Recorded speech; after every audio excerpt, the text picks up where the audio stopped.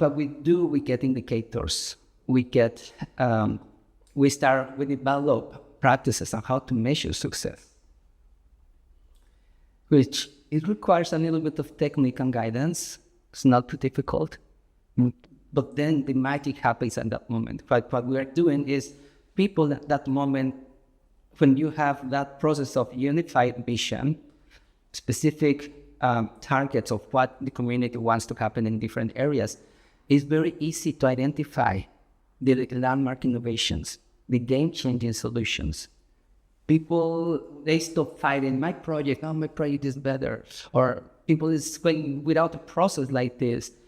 And normally people is fighting for two elements. Who is going to be in the spotlight, who's going to be the hero, the one that won the game, and who's going to get the money. What we do in this process is what needs to happen, we need to build safe containers where people can feel safe that everybody will be acknowledged and everybody will receive the resources they need. Not more or less, what you really need to fulfill your purpose. And that is part of the key of the game, is we build economies of sufficiency, not abundance. We need to redefine and understand better what abundance is. Abundance, yes, we need abundance of everything, but everybody needs to receive what they need. It's like the organs in your body. The heart, the brain, the liver, they receive as much blood as they need. It is the same in a community. You need as much as you need to fulfill your purpose. There is basic income, which is not enough. Many people is working about this, is talking and pushing it to let's go into universal income. Universal basic income is a good step, but it's not where we want to be. We need to move from basic universal income to operational income.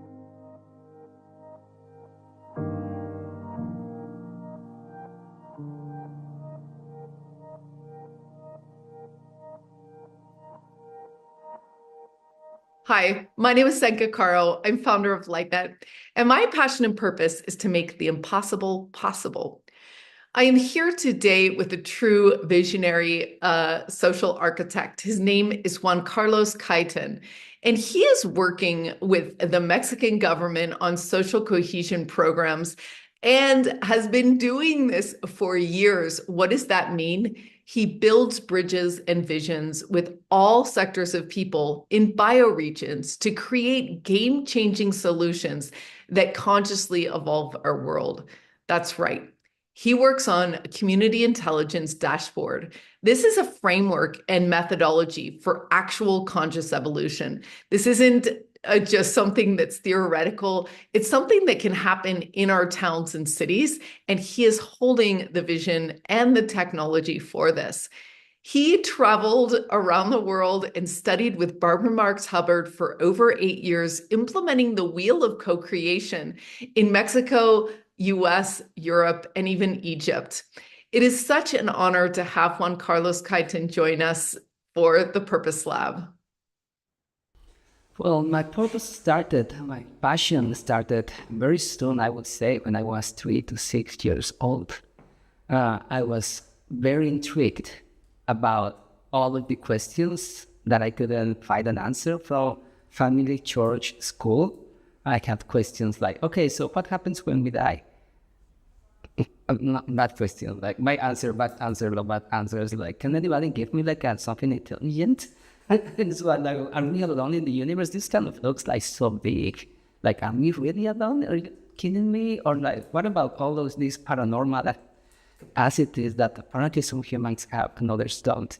They don't exist. Like, really? I think they do. It's like, so I went into a huge pilgrimage since I was 6, started at 3.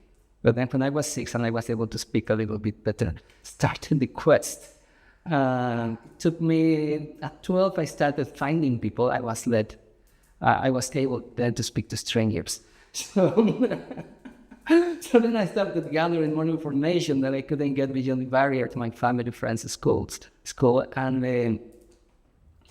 at 18, I started finding spiritual masters and teachers.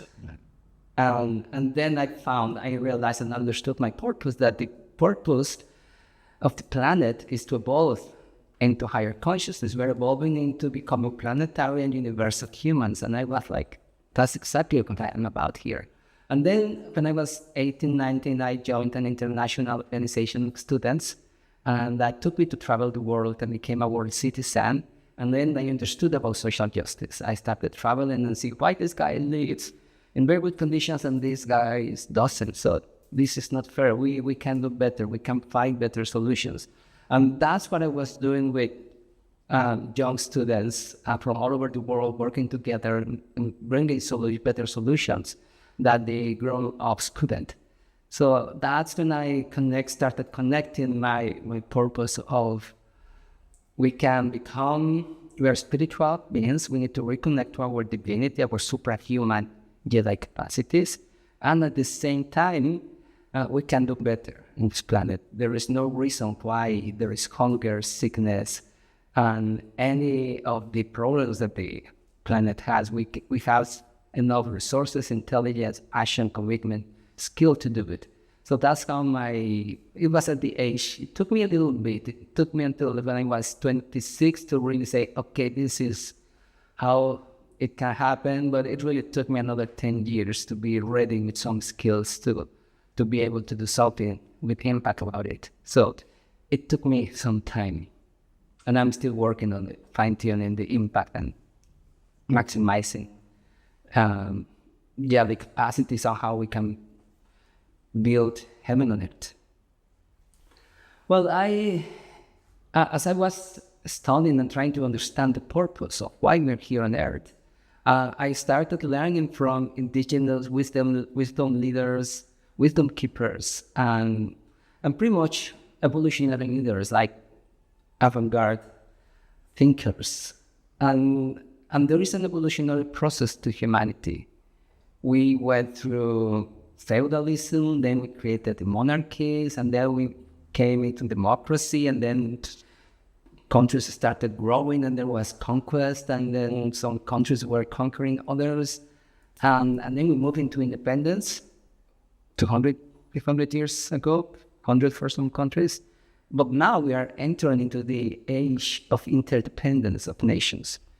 And that means that we are moving into, there is an evolutionary process on how cultures across the world are cross-pollinating, and we are learning the best, not necessarily worst sometimes, but the evolutionary process is that we are cross-pollinating best practices, cultural practices. So we are becoming planetary humans.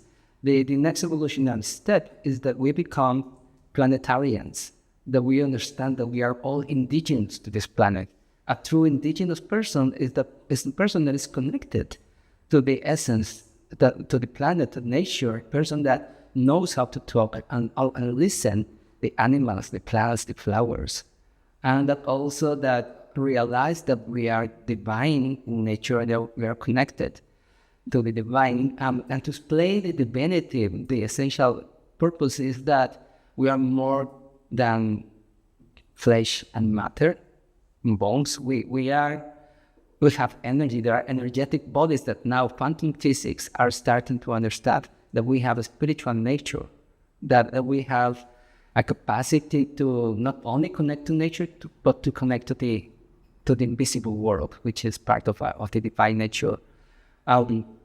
So we are becoming planetarians, and the next evolutionary step in this process of how society evolves is that we will reach also universal consciousness, meaning that we are connected to the whole cosmos. We are also interconnected and interdependent to many star systems. And I mean, as we are connected on Earth as above, so below, and vice versa, we are connected to the universe.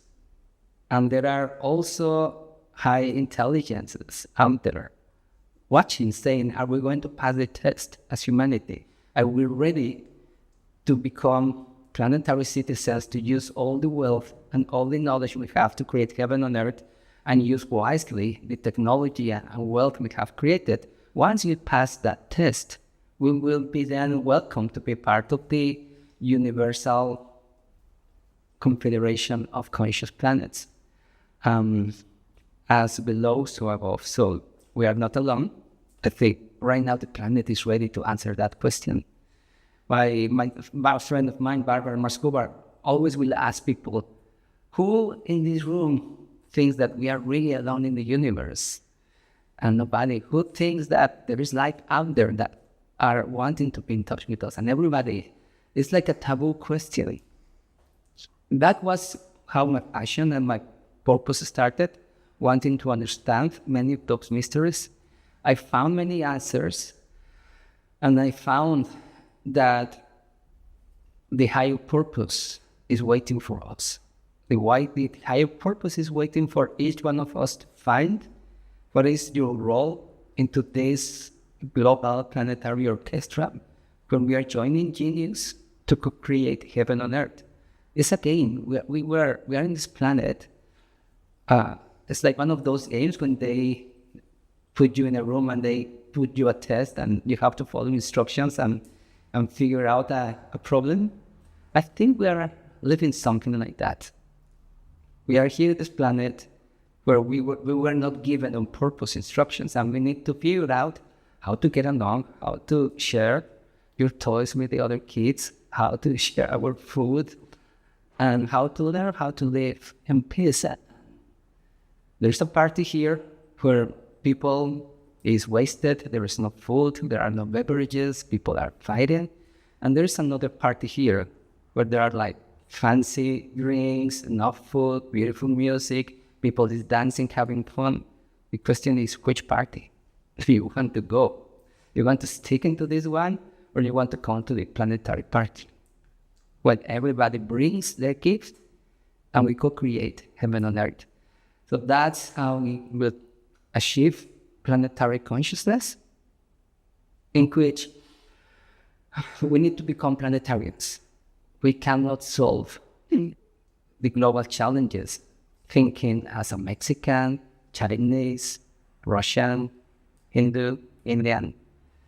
We need to go beyond our political boundaries, and we need to grow to and understand that we are interconnected, interdependent, and that's the path to planetary and universal consciousness.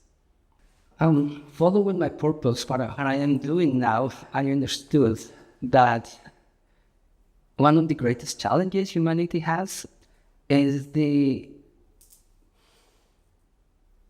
sensation, the feeling of separation. The more separated we are, and we don't know each other, the more the fear and lack of trust is there. So what I'm working on is on building bridges of how we can get people to know each other, how we can build trust amongst the device and move at the speed of trust. How that happens, I've been developing methodologies. I call it social alchemy, where I combine social intelligence, collective intelligence practices, and spiritual intelligence practices, bringing them together. Like bringing the best of what I have learned in both worlds.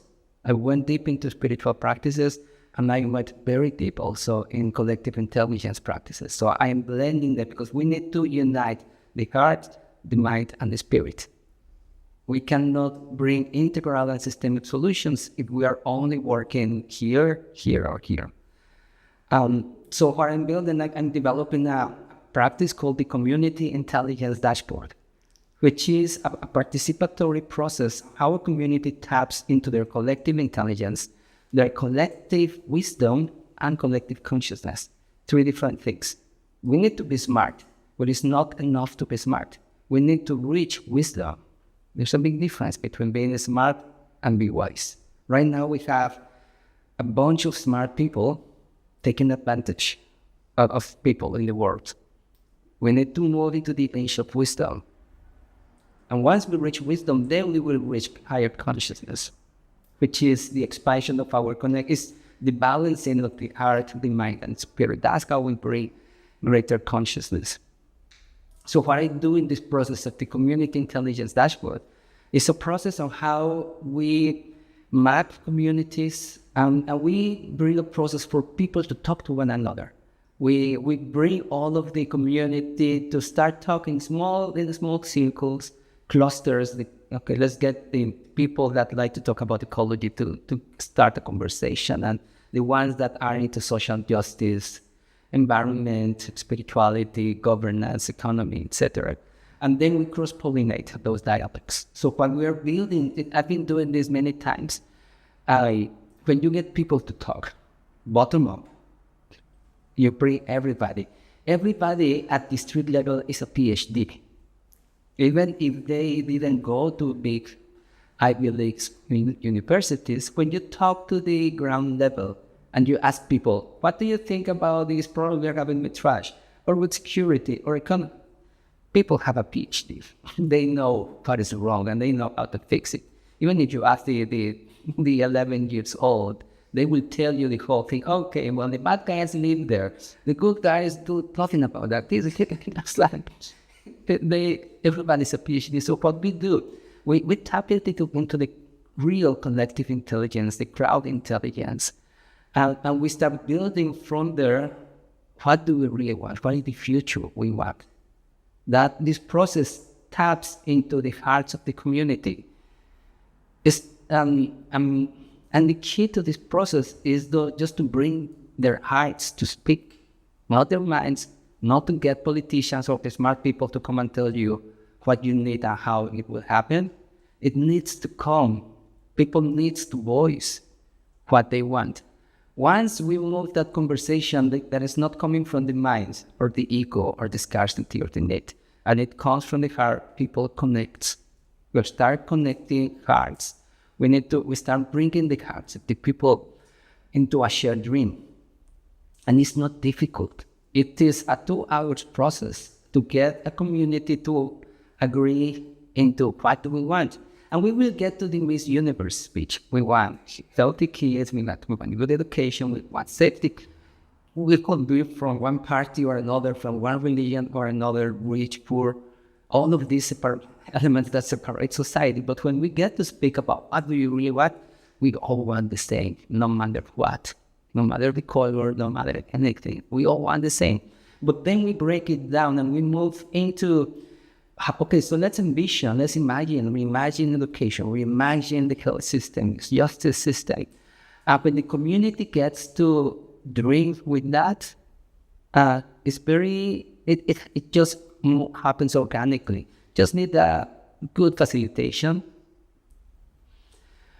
And what we do, we get indicators. We develop practices on how to measure success, which it requires a little bit of technique and guidance. It's not too difficult. But then the magic happens at that moment. What we are doing is people at that moment, when you have that process of unified vision, specific targets of what the community wants to happen in different areas, it's very easy to identify the landmark innovations, the game-changing solutions. People, they stop fighting, my project is better. Or people is going without a process like this. And normally people is fighting for 2 elements. Who is going to be in the spotlight, who's going to be the hero, the one that won the game, and who's going to get the money. What we do in this process is what needs to happen, we need to build safe containers where people can feel safe, that everybody will be acknowledged and everybody will receive the resources they need. Not more or less, what you really need to fulfill your purpose. And that is part of the key of the game, is we build economies of sufficiency, not abundance. We need to redefine and understand better what abundance is. Abundance, yes, we need abundance of everything, but everybody needs to receive what they need. It's like the organs in your body.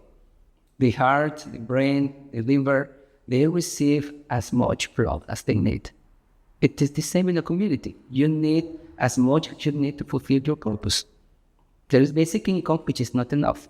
Many people is working about this, is talking and pushing it to let's go into universal income. Universal basic income. It's a good step, but it's not where we want to be. We need to move from basic universal income to operational income. Every person should have enough to fulfill their purpose. So there is a process in what we are doing with this community intelligence, communities of coherence, we are calling it. And the communities of coherence, it has a process in which we guide people to be in the right placement. That's a quote. People needs to be in the right place. The fact that you can fit into a place doesn't mean that you belong. And so people, we need to fine-tune their purpose, the purpose in their heart, so you can find your resonant others. It's like music. You might be out of tune as a do, re, mi, and you will be kind of like not fitting into teams, into people, causing trouble. But once you fine-tune that, I'm out of tune, I'm not re, I'm me, it's like music. Then you play it and you will find your resonant others, people that are vibrating. If you play a me in this scale, the me in this other scale will resonate. So it's the same. When you connect to your heart, when you connect to your purpose, you will find your resonant others. And once you find your resonant others, then you have to work on reaching coherence, which means we get along. We get great things done. We uplift people's hearts by the service, by products we do. So in this process of communities of coherence, what we strive for people to find game-changing solutions that will serve the planet, will serve their community, that will uplift the heart. And that's how economies needs to be. They need to be economy, the wealth, the resources, not the money. The wealth of the community needs to be in service to help each person fulfill their purpose. So we are bringing the value, the true wealth of a community, which is the skills and the passion of each individual and organization to be in service to the community. Our vision is to build communities of coherence that can synergize with other communities on bioregional basis. Bioregions are the postal codes of the planet. Bioregions are the stepping stone let me repeat that. Bioregions are the stepping stone from the age of the nation state to the age of planetary consciousness. Why? Because as nations are dividing people, bioregions will unite us. By the simple reason that it is in my best interest that this lake is saved. It is my best interest that we save the river, that we have self-sufficiency of food. There are many reasons of why a city, a community is not big enough to care and solve problems as water, food, security, economy even. But a bioregion, which is a network of communities, can do enough to be self-sufficient on food, water, energy, data, and implement higher consciousness social systems, higher consciousness economy. There's money for everybody. Higher consciousness education. We can do better. We can educate to be wiser and more conscious people, not just smart, but we need wise and conscious people. So that's in essence what we do with this network of bioregional communities. That's how we believe a network of communities can connect globally, working bioregionally, helping us reach planetary consciousness. The biggest struggle that I have had living in my purpose is that nobody believes that it is possible. We are living in a global crisis of belief. People is not believing anymore. The younger generations do not believe it's possible. And that has been one of the biggest struggles. People saying, why are you just not doing money? Why you just don't focus on having a house and enough money for your retirement? You are careless. You are careless because you are not focusing on making money. And you are doing so many things. And I'm trying to tell you, well, money is not the most important thing. I am meta-weaving a movement, so I have to work on weaving many disciplines. And a friend used to tell me, Juan Carlos, your problem is that you are in the bleeding edge. You are too ahead that nobody sees what you are doing, that nobody understands what you are doing. And he gave me good advice. Take some steps back, move into the leading edge. That's when you're famous and become wealthy. But that's still for me to be in the comfort zone. And we don't have time. We need to move a little bit faster. So we can step back a little bit, but not too much. It's like this creative tension If you don't push too hard, there is no tension to move the present to the future. If you push it too hard, you will break the string, the bind, and you will not be able to play push. You have to play pull and bring the present to the future. So it is an art, but something I learned. Don't go too fast, because people will not be able to listen and understand you. So there's an art.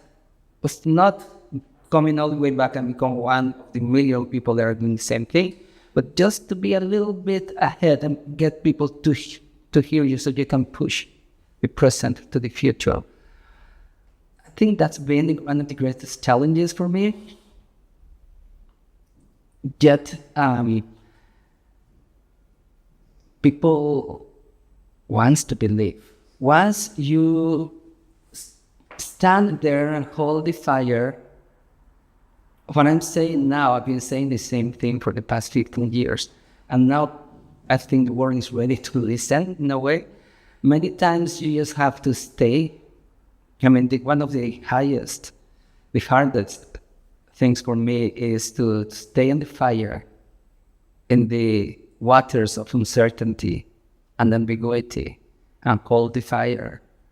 Many times you have just to trust yourself, take a step into the void and trust that a magical step will appear so you can keep walking through the voids.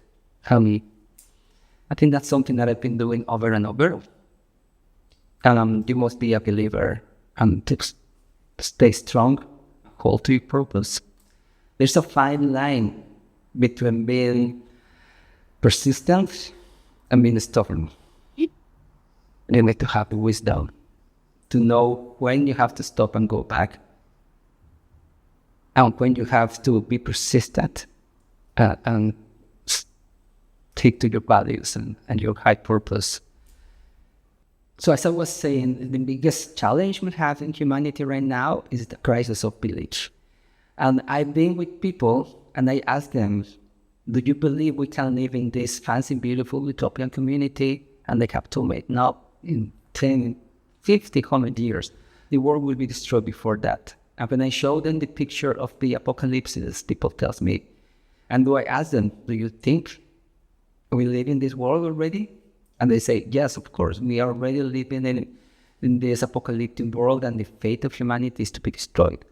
So few people believe that we can move into the promised land. But when I ask them, if I pay you, could you build a community like that? And they tell me, well, if you pay me, yes, I can do it. We can do it in 5 years and better. So for me, it's been like a positive element. It's been an inspiration for me that when I talk to people and say, if we do this, if we have enough resources, can we make a difference? And the answer is yes. So we can move from this crisis of belief into this era of possibility. The moment we bring the capacities, the knowledge, and we start showing a path on how we can make it, people want to believe. There's this despair, but we need to build bridges. We need to bring the poets, the artists, the scientists, and the strategy makers to come together, which is what is happening right now in this color movement. Network. I think right now the world is coming together to show the way. And I believe that we are very soon, right now already, moving into this age of possibility. So we can move from this time where people stop believing that there is hope into this era of possibility. So I'm very hopeful that we can make it. I think one of the challenges that we're facing in the world trying to help people and make a better world is that people is working still with an NGO mindset, like philanthropy. Let's help people. I think that's totally wrong. We need to move to work on social entrepreneurship. We need to dignify people with work, with a way not for people not just to be receiving money, but empowering them to find a purpose and find a meaningful and dignifying job. Every problem in the planet is a business opportunity. So we need to bring business leaders, conscious business leaders, because we need them. We need to work. People that are doing groundwork in NGOs, they need to build the synergy. Conscious business leaders and organized society coming together so we can build social enterprises. They do good economically and they do good to the planet. It's good. We're doing good at the square. I believe that's the future because we bring huge amounts of resources from the old world to build the new. We need to have that duality. When a system is decaying, which is there's a system comes up like a social system and then it decays. So when it is decaying, there's a new system emerging. The shorter, the faster we build bridges from the old to the new, the smoother the transition takes. The longer we take, we move into violent transitions, revolutions, wars, and then we learn it the bad way. We can say that, and that's why how we are doing it now. We are building bridges from a system that is not that is bad, that's life. I mean, systems, they fulfill their purpose and we are reinventing ourselves as society. So it's a constant evolution of we can always keep doing better and going into, we are upgrading as in computers. We are upgrading our social operating system. And right now we need to think that way. We are moving from an old operating system that we have grown in complexity. There is nothing wrong with what we had. It just doesn't work. We have more complexity. We need a social system with higher complexity. So all of the innovations that we are creating right now are bridges from the old to the new so we can have a smooth transition from an economic system that, thank you, you brought lots of innovation, but you are also destroying the planet. We need to shift into an economic system that cares also for the planet, not for maximum profit. It cares for the planet, for people, for every living being in the planet. The same with governance. We move from, which democracy has been doing great, but it's not the best we can do. We can bring more evolved democratic systems, and it's happening. So that's the way I believe we have to shift the mentality from philanthropy to social enterprising. Are we really on 5% living the purpose and 10% trying? What happens to the other 70%?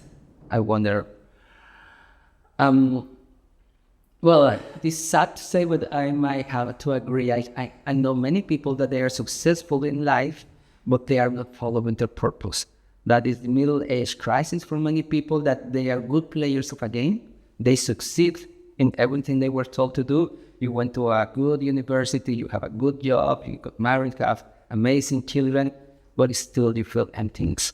So there is a crisis also of purpose, of higher purpose. And I think that's because we are living in I said that we are living in the American dream, where we are told that you have to do money and that's it, no matter how you do it.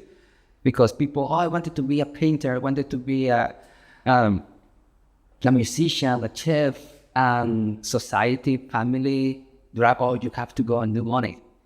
And that's why I believe we have many people that even though they are successful, they have emptiness in their heart. So we need to be more careful in terms of how do we nurture people's true purpose. Because if you are following your purpose, you will succeed doing anything and you will do money. And you might not be the richest person, but you will be happy. And you will be doing and bringing all meaningful things to the world. I say that we need to move from the American dream to the planetary dream. And the planetary dream is where everybody brings their gift to the world. And that is just following your passion, your highest purpose. In society, education should be nurturing the higher purpose of kids. And society giving them all the resources they need to fulfill that purpose, whether they are skills, people, resources, access to a market that they can reach and bring their gifts, whether you're an architect, an engineer, a poet, chef, or a healer, anything that brings your heart to shine and burst in energy and love, passion. The higher purpose is definitely something that humanity and the current society and the educational mechanisms and family and society in itself, we need to put more attention to how do we find your high purpose, your right placement, and how then you develop the skills. I have always learned that when a person or a group connects to higher purpose, that brings you the energy to be a better person. People that are in addictions or depressions or any sort of trouble, the moment you tap into a higher purpose, that will bring you the energy for every morning to stand up, wake up earlier, do exercise, go and study, go and work and talk to the people you don't like, but you will deal with them because you believe in this high purpose. So that's something that we have to really pay attention to. We need to have emotional education. Any unresolved emotion moves into an addiction, and that could be addiction to food, to work. It doesn't need to be necessarily to alcohol and drugs, but it could be, you could have many types of invisible but destructive addictions. So we need to watch for them. But everything goes into finding your purpose. Once you find your purpose, you will attune to life. You will let go the bad influence people, the bad habits, addictions. That's the energy that will connect you to your heart, and then the heart will drive you forward into higher purpose. The advice to find your purpose is go in, stop for a moment. Just really go back to that moment where you were full of dreams and energy. What were those dreams? What was that purpose? Go back, go get them, and trust yourself, never stop. My key for finding higher purpose and keeping myself there is find your resonant others. Do not go alone. The moment you vibrate and you say, I like to cook, I like to be an engineer, I like sports, find your crowd. Go away, move away from the people that are telling you, no, that's crazy, that's not possible, you are not that. Have the courage to go and find your resonant others. They are out there waiting for you. Once you find them, you will find your travel companions and you will have a joyful path finding your purpose. It may be a long and winding road, but it's a joyful one at the end. Once you look back and say, wow, I did it, and I am not alone, I am with my gang, my friends, my family, you will be celebrating that you fulfilled your purpose and you didn't waste your life lacking a high purpose. Are you looking to begin your life of passion and purpose? We are waiting for you with our groups of 8 to 12. These loving teams are formed to look over our success data to find the fastest and funnest and most direct way for you to find your purpose and calling in life. To find out more, go to holomovement.net/purpose.